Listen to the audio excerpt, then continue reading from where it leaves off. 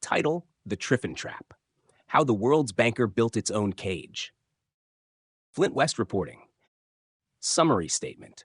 Driven by post-World War II self-interest, the United States became both the world's factory and its central banker. For decades, it appeared to have discovered the ultimate economic cheat code. It could lend the world money, manufacture the world's goods, collect the interest payments, and finance unparalleled prosperity at home. But financial engineering has a habit of disguising costs rather than destroying them. By choosing the short-term high of financialization over the difficult work of preserving real industrial production, the United States fell into the Triffin Dilemma. It exported debt to import reality, slowly hollowing out the very physical backbone that made its dominance possible. Today, critical material choke points, negative cash-flowing artificial intelligence capital expenditure, and hard energy constraints are presenting the bill. And so the empire reaches its terminal realization.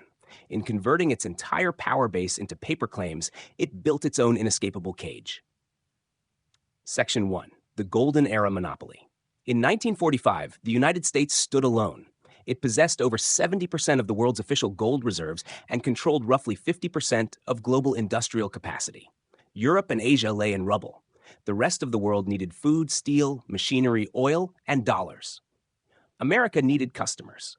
Without them, its vast wartime manufacturing machine risked collapsing into a deep domestic depression the moment military contracts disappeared.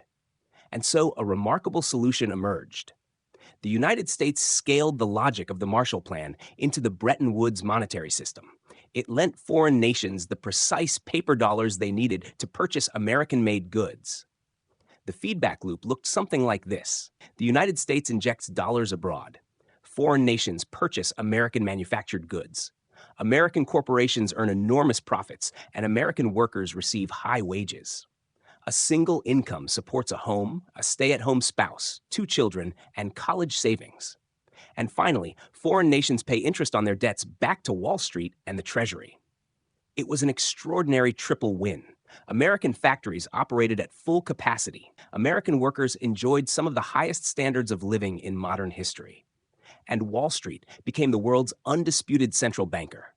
This was not benevolence. It was brilliant self-interest. And for a time, it worked magnificently. Section 2. The mutation and the Triffin choice. But there was always a catch. By the late 1960s, Germany and Japan had rebuilt. Their factories were newer. Their production was cheaper. And suddenly, America found itself standing at a fork in the road. Option A was painful, but sustainable. Devalue the currency. Accept lower levels of consumption, protect domestic manufacturing capacity, continue producing real physical goods. Option B was something altogether more seductive. Keep the dollar strong, financialize the economy, export treasury debt instead of industrial production. The Triffin lottery had begun. Phase 1. America exports goods to the world. Phase 2. Foreign factories rebuild and begin producing cheaper goods. Phase 3. The United States shifts from exporting goods to exporting debt and dollars. Phase 4. Foreign nations send real physical goods while America sends paper claims. Phase 5. American manufacturing guts itself while Wall Street booms. Option B proved intoxicating. The United States realized it no longer needed to do the hard and dirty work of melting steel or refining industrial inputs to remain wealthy. It could simply create paper claims, send them overseas, and receive televisions, automobiles, electronics, and consumer goods in return. To supply global dollar liquidity, America ran persistent trade and fiscal deficits.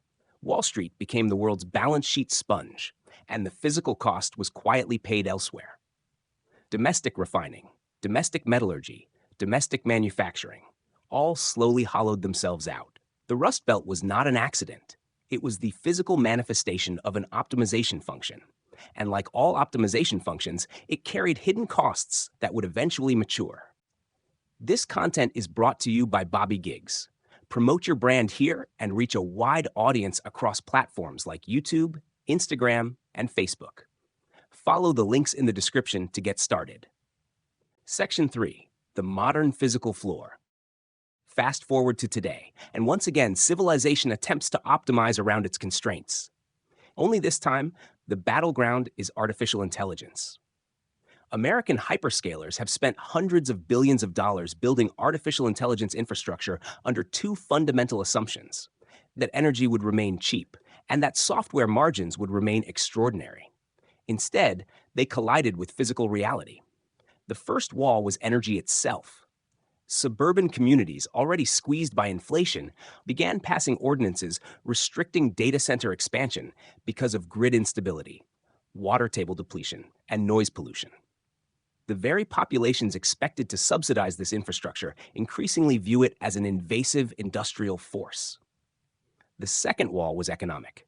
Distilled Chinese artificial intelligence models, operating on cheap, state-subsidized coal and nuclear grids, proved sufficiently capable for a vast number of enterprise tasks at a fraction of the cost. American corporations quietly began migrating workloads offshore, and in doing so, starved domestic laboratories of the cash flows required to service their extraordinary infrastructure debts. Finally came the capital expenditure trap. As free cash flows moved toward negative territory heading into 2027, debt maturities began looming ever larger on the horizon. Markets slowly realized that artificial intelligence may prove to be a winner-take-most race, and the winner's prize may simply be a trillion-dollar electricity bill with no meaningful margin left to collect. Physical reality, it would seem, remains undefeated. Section 4. The hard power irony and the geopolitical straitjacket. There is perhaps no better illustration of this tragedy than heavy rare earth processing. For decades, the United States abandoned what it considered dirty, low-margin industrial work. China accepted that work. It paid the environmental costs. And over 30 years, it constructed a near-total monopoly over the processing of critical heavy rare earth inputs, such as samarium, dysprosium, and terbium. And so the trap quietly sprang shut. The Pentagon found itself accepting deliveries of $100 million plus F-35 stealth fighters equipped with ballast weights in their nose cones because advanced radar systems lacked compliant samarium cobalt magnets and the processing inputs necessary to manufacture them. America can print $800 billion for defense spending. It cannot print a single gram of processed dysprosium. Paper claims remain infinite. Physical inputs do not. The geopolitical implications are equally profound. Sanction foreign software distillation efforts, and Beijing possesses the capacity to retaliate through rare earth restrictions. Threaten allies already struggling through structural recessions and inflation with punitive tariffs, and they simply disengage quietly while pursuing their own settlement arrangements elsewhere. Prosecute regional conflicts in the Middle East, and precious stockpiles of advanced munitions rapidly disappear, requiring 36 months or more to replenish through globally distributed supply chains. The tragedy here is not military weakness. It is something considerably more unsettling. It is the gradual realization that every lever of power has become increasingly constrained by physical dependencies that cannot be negotiated away.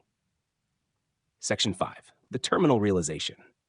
And finally, we arrive at the quiet room. There are no explosions, no dramatic speeches, no cinematic ending, only administrative surrender. A policymaker sits quietly before a spreadsheet, balancing paper dollars against kilowatt hours, metric tons of processed magnets, and debt service ratios. And slowly, painfully, the arithmetic begins to speak for itself. You cannot print electricity. You cannot financialize a refinery into existence overnight, and you cannot force a suburban town to drain its aquifer in pursuit of negative margin chatbots. That is the terminal realization. The United States played the Triffin Dilemma lottery. It converted its industrial and physical backbone into paper balance sheet assets, and then discovered at the very end of the story that financializing everything merely leaves you owning a massive pile of paper claims on a physical world owned by someone else.